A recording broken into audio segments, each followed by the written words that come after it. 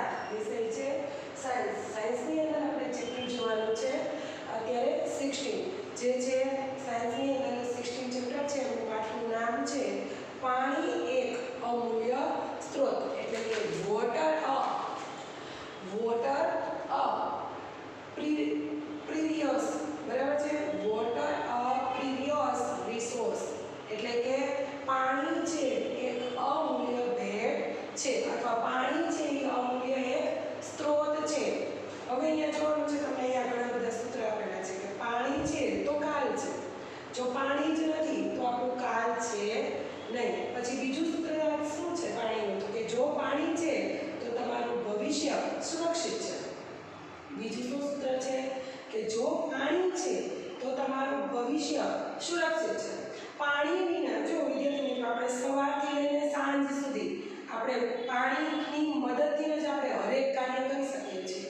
જો પાણી છે તો જ તમારું ભવિષ્ય સુરક્ષિત છે.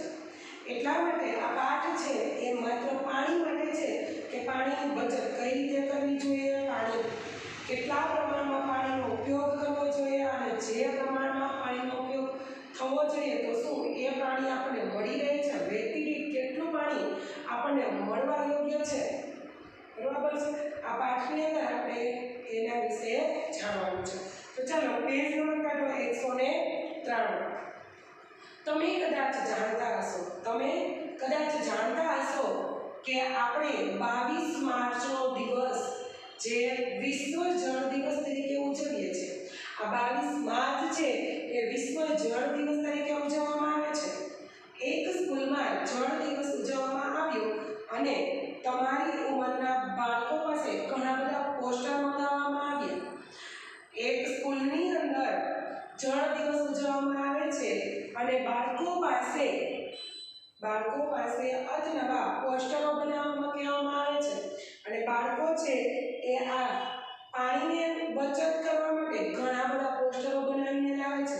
જો તમારા ટેક્સ્ટબુકની અંદર પોસ્ટર અને કોલાજ બનાવેલા છે, એમાં લખેલું છે સેવ એવરી ડ્રોપ ઓફ વોટર, એટલે કે છે હરેક બૂંદ છે એ આપણા માટે કિંમતી છે, એટલે એમને બચાવવી જોઈએ. પછી ત્યાર પછી બીજું જે પોસ્ટર છે એમાં શું લખ્યું છે, યુ કેન સેવ વોટર છે એ આપણે સાચવીને વાપરવું જોઈએ. પછી છે એવરી ડ્રોપ,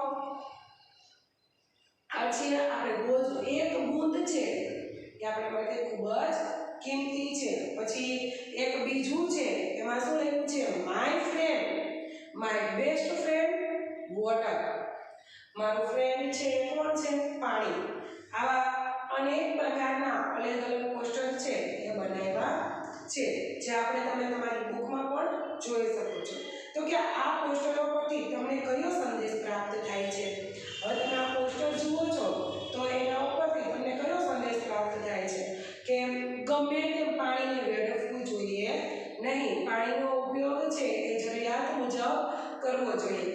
હવે તમારા અવલોકનને તમારી નોટબુકમાં નોંધો. તમે જે આ પોસ્ટર જોઈને તમને જે કાંઈ મનમાં વિચાર આવે છે અને તમને શું શીખવા મળે છે અથવા તમને શું સંદેશો મળે છે એ તમારે તમારી નોટબુકમાં નોંધવાનું રહેશે. તેની ચર્ચા તમે તમારા મિત્રો સાથે અથવા ઘરના કોઈ વડીલો સાથે પણ કરી શકો છો. શું તમે ક્યારેય ઘર અથવા શાળામાં પાણીની તંગીનો અનુભવ કર્યો છે? તમને અહીંયા પ્રશ્ન પૂછે છે કે શું તમે ક્યારે પણ ઘરમાં અથવા કોઈ શાળામાં તમે પાણીની તંગીનો અનુભવ કર્યો છે? ક્યારેક એવું પણ બન્યું હોય કે આપણે બરાબર નાવા બેઠા હોય, આખા શરીરમાં આપણે સાબુ લગાવી દીધો હોય અને પાણી નળમાંથી આવતું બંધ થઈ જાય, બરાબર છે, ટાંકામાં પાણી ફિનિશ થઈ જાય, બરાબર, તો આપણે શું કરીએ છીએ? ત્યારે આપણને પાણી ન હોય તો શું થાય એનો આપણને અનુભવ થયો હશે, બરાબર છે. અથવા સ્કૂલની અંદર આપણે નાસ્તો કરીને હાથ છે એમને સાફ કરવા ગયા હોય અને પાણી ન આવતું હોય તો આપણને અનુભવ થઈ જાય કે પાણી શું કિંમત છે પાણી, બરાબર. તો કે તમે અને તમારા માતા પિતા અને શિક્ષકો પાણીનો બગાડ ન કરવાની સલાહ આપતા હશે. તમને માતા પિતા અને શિક્ષકો, જો શાળામાં તમને શિક્ષકો પણ એની સલાહ આપતા હશે કે પાણીનો બગાડ કરવો જોઈએ નહીં, પાણી છે તો આપણે સુરક્ષિત છીએ, જળ એ જ જીવન છે, પાણી ન હોય તો આપણું જીવન છે એ અશક્ય છે. તો આવી તમને વારંવાર સલાહો આપતા હશે સ્કૂલની અંદર અથવા તમારા ઘરે માતા પિતા પણ તમને વારંવાર નળ બંધ કરવાનું તમને પણ કહેતા હશે. બધા જ વ્યક્તિઓની પાણીમાં સંરક્ષણ પ્રત્યેના મહત્વની તરફ ધ્યાન કેન્દ્રિત કરવા માટે આપણે આ પ્રત્યેક વર્ષે આ જળ દિવસની ઉજવણી કરીએ છીએ. જો બધા જ વ્યક્તિઓને આ પાણીના સંરક્ષણ માટે આ પાણી છે એનું સંરક્ષણ એટલે કે પાણીની રક્ષણ પ્રત્યેના મહત્વની તરફ એનું ધ્યાન કેન્દ્રિત કરવા માટે કે પાણી છે એ કે મહત્વનું છે એનું રક્ષણ કરવું જોઈએ, ગમે તેમ વેડફવું ન જોઈએ, એવું એમને ધ્યાન કેન્દ્રિત કરવા માટે આપણે દર વર્ષે આ 22 માર્ચ જળ વિશ્વ દિવસ છે એમને આપણે ઉજવણી કરીએ છીએ. પીવા માટે પાણી, ધોવા માટે, રસોઈ બનાવવા માટે અને યોગ્ય સફાઈ જાળવણી કરવા માટે સંયુક્ત રાષ્ટ્ર દ્વારા ભલામણ કરવામાં આવેલી પાણીની ન્યૂનતમ માત્રા પ્રતિદિન 15 લીટર પ્રતિ વ્યક્તિ છે. જો પીવાલાયક પાણી અને ધોવા માટે, રસોઈ બનાવવા માટે અને યોગ્ય સફાઈની જાળવણી રાખવા માટેનું મિનિમમ ન્યૂનતમ એટલે નાની માત્રામાં બરાબર સંયુક્ત રાષ્ટ્ર દ્વારા ભલામણ કરવામાં આવેલું છે પાણીનું ન્યૂનતમ એટલે નાની માત્રામાં પ્રતિદિન 50 લીટર પ્રતિ વ્યક્તિ છે. આ માત્રા પ્રતિ વ્યક્તિ પ્રતિદિન દિવસ લગભગ 2.5 ડોલ પાણી 2.5 2.5 ડોલ પાણી બરાબર છે. એટલે વ્યક્તિ દીઠ આપણને 2.5 ડોલ પાણી છે એ મળવું જોઈએ. શું તમારા પરિવારને ઓછામાં ઓછું આટલું પાણી પ્રાપ્ત થઈ રહ્યું છે? નોંધો આપણને રાષ્ટ્રના ન્યૂનતમ માત્રા દ્વારા આપણને 50 લીટર પ્રતિદિન વ્યક્તિ છે બરાબર છે. તો 50 લીટર એટલે કે 2.5 ડોલ પાણી. તો તમે એ નોંધો કે શું તમારા પરિવારને ઓછામાં ઓછું આટલું પાણી રોજ પ્રતિદિન વ્યક્તિ માટે મળી રહે છે? જો તમારો જવાબ હામાં હોય તો તમારે તમારી જાતને ભાગ્યશાળી સમજવું જોઈએ. જો તમારો જવાબ હા હોય કે અમને ઘરમાં જેટલા સભ્યો છે એ બધાને 2.5 ડોલ પાણી મળી રહે છે, બધા સભ્યોને 2.5 ડોલ પાણી મળી રહે છે બરાબર છે, તો તમે તમારી જાતને ભાગ્યશાળી માનો. કારણ કે ઘણા બધા એવા વ્યક્તિઓ છે અને ઘણા બધા એવા પ્રદેશો છે જેની અંદર પાણી પૂરતું મળતું પણ નથી અને પાણીની તંગી અનુભવે છે, જેમને પીવાના પાણી માટે પણ લાઈનમાં ઊભું રહેવું પડે છે બરાબર. તો જો તમને અહીંયા એટલું 2.5 ડોલ પાણી મળતું હોય પીવાલાયક અને રસોઈ બનાવવા માટે જો તમને 2.5 ડોલ પાણી મળતું હોય તો તમે તમારી જાતને ભાગ્યશાળી માનો. કારણ કે આપણા દેશમાં લાખો લોકોને પર્યાપ્ત પાણી નથી મળી રહ્યું. કારણ કે આપણા ભારત દેશને આપણા દેશને લાખો લોકો છે, લાખો લોકો એવા છે જેમને પર્યાપ્ત પાણી મળતું નથી. તમારા મિત્રો અને તેઓના પરિવારને પાણીની પ્રાપ્તિ માટેની સ્થિતિ કેવી છે એ તમે અનુભવો અને તેમની સાથે આ પાણી વિશે ચર્ચા કરો. તમારા મિત્રોને પણ અથવા તમારા પરિવારજનોના સભ્યોને પણ આ વાતની ચર્ચા કરો કે આપણને બધાને આ પાણી છે એ પૂરતું મળી રહે છે કે નહીં. એમની સ્થિતિ વિશે તમે અનુભવ કરો અને એમની ચર્ચાઓ કરો. કેટલાક સ્થાને પાણીની અત્યંત તંગી છે, કેટલાક સ્થાને પાણીની ખૂબ જ અત્યંત તંગી છે. નળમાં પીવાનું પાણી ન આવવું, પાણી ભરવા માટે લાંબી લાઈનો, લડાઈ ઝઘડા, પાણીની માંગ માટે ગરડા અને પ્રદર્શન વગેરે જેવા દ્રશ્યો વિશેષ રૂપે ઉનાળામાં જોવા મળે છે. જો આ પાણીની તંગી ઘણી બધી જગ્યાએ હોય છે. તો કે છે નળમાં પીવાનું પાણી ન આવવું, પાણી ભરવા માટે લાંબી લાઈનો કરવી, ઝઘડા કરવા, લડાઈ કરવી અને પાણીની માંગ માટે મોટા પ્રદર્શનો કરવા અને દ્રશ્યો વિશેષ આપણે ઉનાળામાં આવા બધા સમાચારો આપણને જોવા મળે છે. આપણે ઘણી વખત સમાચાર પત્રોમાં અથવા ન્યૂઝપેપરની અંદર પણ આપણે ઉનાળાની અંદર આવા ઘણી બધી જગ્યાએ પાણી ન મળવાથી ઘણા બધા ઝઘડાઓ થતા હોય છે જે આપણે ન્યૂઝપેપરમાં જોઈ શકીએ છીએ. આ પરિસ્થિતિ ક્યારે આવે છે તો કે ઉનાળામાં જોવા વધુ મળે છે. આકૃતિમાં બતાવ્યા મુજબ 16.3 ની આકૃતિ છે. આમાં કેટલાક સમાચાર પત્રોનું કટિંગ અથવા સ્થિતિ તરફ સ્પષ્ટ ઇશારો કરે છે. શું એ સાચું નથી કે આપણે પાણીની વધારે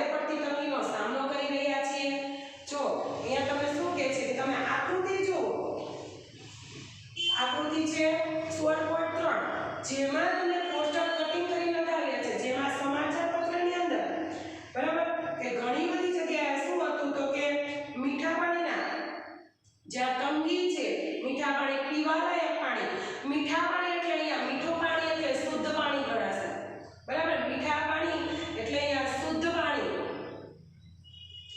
હવે અહીંયા એ પાણીની તંગી તો કે છે શું, તમને આ જોઈને એવું લાગતું નથી કે આપણે પાણીની વધારે પડતી પાણીની તંગીનો સામનો કરી રહ્યા છીએ?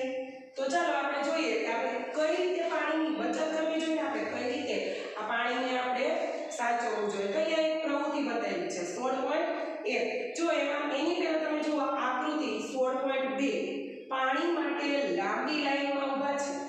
આ દ્રશ્ય આપણે પણ આપણી આજુબાજુમાં પણ ઘણી વખત જોયેલા છે, બરાબર છે. તો આપણે પણ આ પીવાલાયક પાણીની તંગીથી બધા પરિચિત છીએ.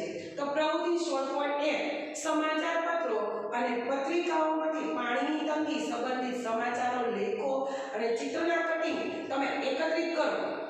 હવે જો અહીંયા તમને શું કીધું છે કે સમાચાર પત્રોમાંથી અથવા કોઈ પત્રિકાઓમાંથી પાણીની તંગી ના સંબંધિત સમાચારો, લેખો અને ચિત્રોના કટિંગ તમારે એકત્રિત કરવાના છે.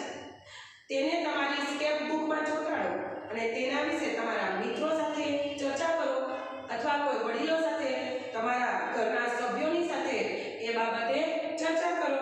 વ્યક્તિઓ દ્વારા સામનો કરવામાં આવતી કેટલીક સમસ્યાઓની યાદી બનાવો અને વર્ગની અંદર તમારા વિદ્યાર્થી મિત્રો સાથે પણ ચર્ચા કરો. પાણીની તંગી સમગ્ર વિશ્વ માટે એક ચિંતાનો વિષય છે. આ પાણીની તંગી છે એ સમગ્ર વિશ્વ માટે એક ચિંતાનો સમય છે. એવું અનુમાન છે કે હવેથી કેટલાક વર્ષોમાં વિશ્વના 1/3થી વધારે માણસોની પાણીની તંગીનો સામનો કરવો પડશે. જો એવું પણ માનવામાં આવે છે આ તંગી છે, જો તમને એક પૃથ્વીનો નકશો બતાવેલો છે આકૃતિ 16.4 ની અંદર જુઓ. અંતરિક્ષમાંથી જોતા પૃથ્વી ભૂરા રંગની દેખાય છે. એ કયો ભાગ છે? પાણીનો ભાગ છે, બરાબર. મહાસાગરો છે, સમુદ્રો છે, જળાશયો છે, બરાબર, એ બધો છે સમુદ્રનો ભાગ છે. પરંતુ એમાંથી કેટલું પીવાલાયક પાણી છે? બરાબર છે, કેટલું પીવાલાયક પાણી છે? મીઠું પાણી છે, બરાબર. એનો કેટલો ભાગ છે જે આપણે આગળ જોશું એટલે આપણને ખ્યાલ આવશે કે 71% પાણી છે, પણ એમાંથી પીવાલાયક કેટલું પાણી છે? તો કે હવે અહીંયા એવું લાગે છે આ પરિસ્થિતિ જોતા, પાણીની તંગીની પરિસ્થિતિ જોતા એવું લાગે છે કે કેટલાક વર્ષોમાં તો વિશ્વમાં 1/3 એટલે કે 3 માંથી 1 વ્યક્તિને પાણી મળશે. 3 વ્યક્તિમાંથી 1 વ્યક્તિને પર્યાપ્ત પાણી મળી રહેશે. એવો માણસોને પાણીની તંગીનો સામનો કરવો પડશે જો આ જ રીતે આપણે પાણીને વેડફતા રહીશું તો, બરાબર. પાણીની તંગીના વિષયમાં ચર્ચા કરતા પહેલા આપણે એ જાણવું આવશ્યક છે કે આપણી પૃથ્વી પર જરૂરિયાત માટે કેટલું પાણી ઉપલબ્ધ છે. જો આપણે પાણીની ચર્ચા કરીએ છીએ તો આપણે પહેલા એ પણ જાણવું જરૂરી છે કે આપણી પૃથ્વી ઉપર પાણી વાપરવા માટે અને પીવા લાયક કેટલું પર્યાપ્ત છે અને કેટલું જરૂરિયાત પ્રમાણે કેટલું ઉપલબ્ધ છે. તો અહીંયા આપણે આગળ વધશું 16.1 કેટલું પાણી ઉપલબ્ધ છે. તો ચાલો અંતરિક્ષ પરથી લેવામાં આવેલી પૃથ્વીના ચિત્રને જુઓ. હવે અહીંયા તમે જુઓ અંતરિક્ષ પરથી લેવામાં આવેલું જે પૃથ્વીનું ચિત્ર છે એને તમે ધ્યાનથી જુઓ. જો તેમાં તમને ભૂરો રંગ દેખાય છે એમાં ભૂરો રંગ. હવે ચોક્કસ તમે અનુમાન લગાવી શકો છો કે જે ભૂરો રંગ છે એ શું છે? પાણીનો વિસ્તાર છે. તો તમે સારી રીતે જાણો છો કે પૃથ્વી પર જળની સપાટી કેટલા ટકા પાણીથી ઢંકાયેલો છે? 71%. કેટલો?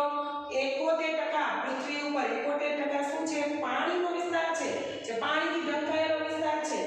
પૃથ્વી પર ઉપસ્થિત લગભગ બધું પાણી સમુદ્રો, મહાસાગરો, નદીઓ, સરોવરો, ધ્રુવીય બરફ, ભૂમિય જળ અને વાતાવરણમાં જોવા મળે છે.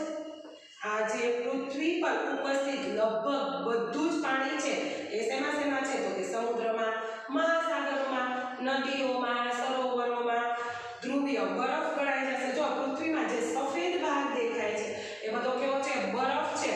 ભૂમિય જળ છે, ભૂમિજળ એટલે કે જે જમીનની અંદર રહેલું છે તે પાણી, અને વાતાવરણમાં એટલે કે જે હવામાં ભેજ રહેલો છે તે વાતાવરણમાં પણ એ જોવા મળે છે. પરંતુ તેમાંથી મોટાભાગનું પાણી મનુષ્યના વપરાશ માટે યોગ્ય નથી. જો બરાબર સમજો, પૃથ્વી ઉપર 71% પાણી છે, પરંતુ તેમાંથી માણસ વાપરી શકે તેવું યોગ્ય પાણી નથી. વપરાશ માટે ઉપલબ્ધ પાણી મીઠું પાણી છે. આપણે જે પાણીનો વપરાશ કરીએ છીએ તે પાણી કેવું છે? મીઠું છે. મીઠું એટલે કે ખાર પણ નથી એની અંદર, બરાબર છે. ઉપર દર્શાવવામાં આવેલ કેટલાક સ્ત્રોતમાંથી ઉપલબ્ધ મીઠા પાણીના સાપેક્ષ માત્રાનું અનુમાન કરવા માટે અહીંયા આપણે એક પ્રવૃત્તિ કરવાની છે. જો તમને અહીંયા મોટું એક પોસ્ટર આપેલું છે, ચરણ એટલે કે તબક્કા, આકૃતિ અને ટિપ્પણી એટલે કે રીમાર્ક. તો પેલું જોઈએ એમાં મધ્યમ કદની ડોલ એટલે કે બકેટ લઈને તેને પાણીથી ભરો. આ બકેટ છે એ તમારે પાણીથી ભરવાનું છે. તેમાં લગભગ 20 લીટર પાણીનો સમાવેશ થશે. તેમાં કેટલો? 20 લીટર પાણીનો. હવે એ પાણી છે, માની લો કે બકેટમાં ભરેલ પાણી પૃથ્વી પર રહેલું કુલ પાણી છે. આ તમારે માની લેવાનું છે કે બકેટમાં જે પાણી ભરેલું છે એ પૃથ્વી ઉપર રહેલું 71% પાણી છે. હવે નીચે જો એક 5 મિલી ક્ષમતાવાળી ચમચી લો અને એક બકેટમાંથી 100 ચમચી પાણી ટબલરમાં ભરો. હવે તમારે શું કરવાનું છે? આ જે બકેટ છે એમાંથી તમારે 100 ચમચી ટબલરમાં પાણી ભરવાનું છે. તો આ પૃથ્વી પર રહેલ મીઠા જળને પ્રદર્શિત કરે છે. જો આ જે મીઠા જળનું પ્રદર્શિત કરે છે. હવે જો બકેટમાંથી પીવાલાયક પાણી છે, મીઠા જળનું પાણી છે કેટલું છે? 1 ટબલર હતું. કેટલું? 71%. બરાબર છે. જે આપણે પૃથ્વી ઉપરનું પાણી છે એ બકેટ માનવાનું છે. તો બકેટમાંથી માત્ર પીવાલાયક પાણી કેટલું છે? તો કે 100 ચમચી આપણે ભરી તો કેટલું થયું? 5 મિલી ક્ષમતાવાળી ચમચી. બરાબર છે. હવે જોજો, આપણે 100 ચમચી ભરી એટલું આ ટબલર જેટલું પાણી છે એ પીવાલાયક છે. હવે નીચે જોજો, ટબલરમાંથી 30 ચમચી પાણી કાચના પ્યાલામાં ભરો. હવે ફરી પાછું તમારે ટબલર છે એમાંથી 30 ચમચી પાણી છે એ કાચના પ્યાલામાં ભરવાનું છે. એટલે શું સમજાવું? તો કે આ ભૂમિય જળ સ્વરૂપ એટલે કે જે જમીનની અંદર છે, આપણે કુવા ખોદીએ છીએ, બોરિંગ કરીએ છીએ, બધું કરીએ છીએ, તો આ પાણી છે કે શેમાં છે? ભૂમિય જળ સ્વરૂપે પ્રાપ્ત થતું વપરાશ માટેનું પાણી છે. તો હવે જુઓ, અંતમાં પ્યાલામાંથી 1/4 એટલે કે 1/4 ચમચી પાણી લો. 1/4 ભાગ લેવાનો છે. એ તમારે ચમચીની અંદર ભરવાનો છે. તો કે આ વિશ્વના બધા સરોવર અને નદીઓમાં ઉપલબ્ધ કુલ મીઠા પાણીની માત્રાને પ્રદર્શિત કરે છે. જો કેવડું મોટું પાણી હતું? 71% પાણી હતું. બરાબર છે. મોટી બકેટ હતી આપણી પાસે. જે 71% પૃથ્વી ઉપર પાણી છે એમાંથી પીવાલાયક પાણી કેટલું છે?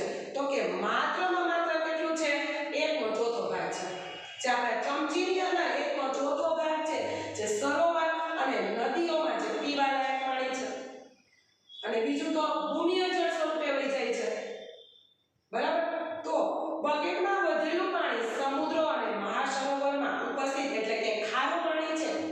બકેટમાં જે પાણી વધેલું હતું આપણે કેટલું લીધું હતું? તો કે 5 મિલી ક્ષમતાવાળી 100 ચમચી પાણી આપણે લીધું હતું. તો બીજું એમાં બકેટમાં હતું. તો બકેટમાં તો પુષ્કળ પાણી છે ને. તો કે પુષ્કળ પાણી કેવું છે? ખારું પાણી છે. અને આશિક રૂપે એ ભૂમિય જળ સ્વરૂપે આપણને જોવા મળે છે. આ પાણી માનવ વપરાશ માટે ઉચિત નથી, માત્ર આપણને જોવા મળે છે, પરંતુ એ પાણી છે એ માનવ વપરાશ માટે ઉચિત નથી. સ્નાન કરવાના ટબલરમાં વધેલ પાણી હિમકૃત સ્વરૂપ અને ધ્રુવીય બરફ અને પર્વતોથી સ્થાયી બરફ સ્વરૂપે જોવા મળે છે. ત્યાર પછી આપણે જે ટબલર હતું, આપણે જે ટબલરમાં પાણી લીધું હતું, કેટલું લીધું હતું? 5 મિલી ની ક્ષમતાવાળી 100 ચમચી પાણી લીધું હતું. તો એ 100 ચમચી પાણી છે એ શું છે? તો કે બરફ છે. હિમકૃત સ્વરૂપ અને ધ્રુવીય બરફો છે. અને પર્વતોથી સ્થાયી જે બરફથી છવાયેલા પર્વતો છે તે છે.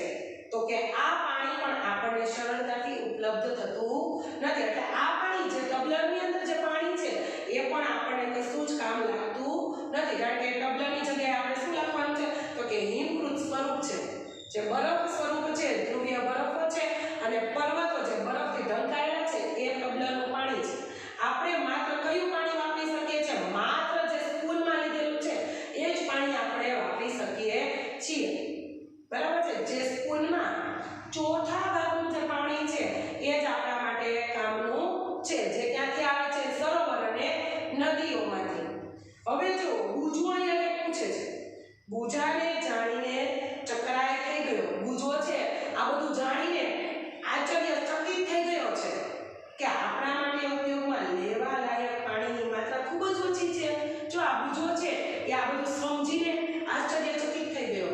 ઓહો, આ પૃથ્વીની ઉપર 71% પાણી છે અને એમાંથી માત્ર આપણે આટલું જ પાણી વાપરી શકીએ છીએ, બીજું બધું પાણી પીવા લાયક નથી, વાપરવા લાયક નથી. તો આ બધું શું છે? તો આ પાણી. હવે જોજો પેલી છે ને એ ફરી પાછો બુજાનો પ્રશ્નનો જવાબ આપશે. અહીંયા બુજો છે એ પેલીને પ્રશ્ન કરીને એવો પ્રશ્ન કરે છે, ઓહો કે આવું હોય કઈ? આ પૃથ્વીમાં 71% ભાગ પાણી છે અને એમાંથી પીવા લાયક પાણી આટલું જ છે, આપણે વાપરવાનું પાણી, સારું પાણી આટલું જ છે, એવું વિચારીને પેલીને એવો પ્રશ્ન કર્યો. પેલી જોજો શું કહે છે. પેલીએ ગણતરી કરીને જણાવ્યું કે મીઠા જળની માત્રા પૃથ્વી ઉપર માત્રામાં માત્ર કેટલી છે? 0.006%. કેટલી છે? 0.006% પાણી જે આપણે પીવા લાયક છે. બાકીનું પાણી બધું કેવું છે? ખરાબ છે, વાપરવા લાયક છે નહીં. હવે તમને ખ્યાલ આવ્યો હશે. હવે તમારે અહીંયા પ્રવૃત્તિ બીજી જોવાની છે એની સાથે, તો કે આપણામાંથી મોટા ભાગના લોકો પાણીને એક સસીમિત સંસાધનો એટલે કે સ્ત્રોત માનતા હતા. આ પ્રવૃત્તિ પરથી તમને માનવ વપરાશ માટે ઉપલબ્ધ પાણીની વાસ્તવિક માત્રાનો ખ્યાલ આવી ગયો હશે. આપણામાંથી મોટા ભાગના લોકો એવું માનતા હતા કે આપણી પૃથ્વી ઉપર તો ઘણું બધું પાણી છે, વાપરો ગમે તેમ. બરાબર છે? આપણામાંથી ઘણા લોકો એવું માનતા હતા કે આ સંસાધનો, આ સ્ત્રોત છે કેવો છે? અખૂટીય છે, એ ક્યારેય ખૂટે તેવો નથી. 71% પૃથ્વી ઉપર પાણી છે એ સાંભળીને ઘણા બધા લોકો એવું સમજતા હોય છે કે આપણી પૃથ્વી ઉપર પાણી છે એ અખૂટિત છે, એ ક્યારેય ખૂટે તેવું નથી. તો તમને આ પ્રવૃત્તિ પરથી તમને ખ્યાલ આવી ગયો હશે કે માત્રમાં માત્ર માનવને વપરાશ માટે ઉપલબ્ધ પાણીની વાસ્તવિક માત્રા કેટલી છે. બરાબર? શું તમને આ જાણકારીથી ચિંતા થવા લાગી? શું તમને આ જાણકારી જે તમને મળી છે એનાથી તમને શું ચિંતા થવા લાગી છે? આના વિષયમાં તમારા વર્ગની અંદર તમે ચર્ચા કરી જુઓ. હવે અહીંયાથી આ પાણીની તમને જે માહિતી છે એનાથી તમને શું ચિંતા થવા લાગી કે આગળ પાણી નહીં હોય તો શું કરશું? એ ચિંતા થવા લાગી. તો કે છે આપણે પ્રવૃત્તિ આપણે અહીંયાથી જોવાની છે 16.2 જે પાણીના સ્વરૂપો. હવે જો પાણી છે એ પર્યાપ્ત આપણને ક્યાંથી મળી રહે છે એના સ્વરૂપો છે જે આપણે હવે નેક્સ્ટ વિડિયો લેક્ચરની અંદર જોઈશું.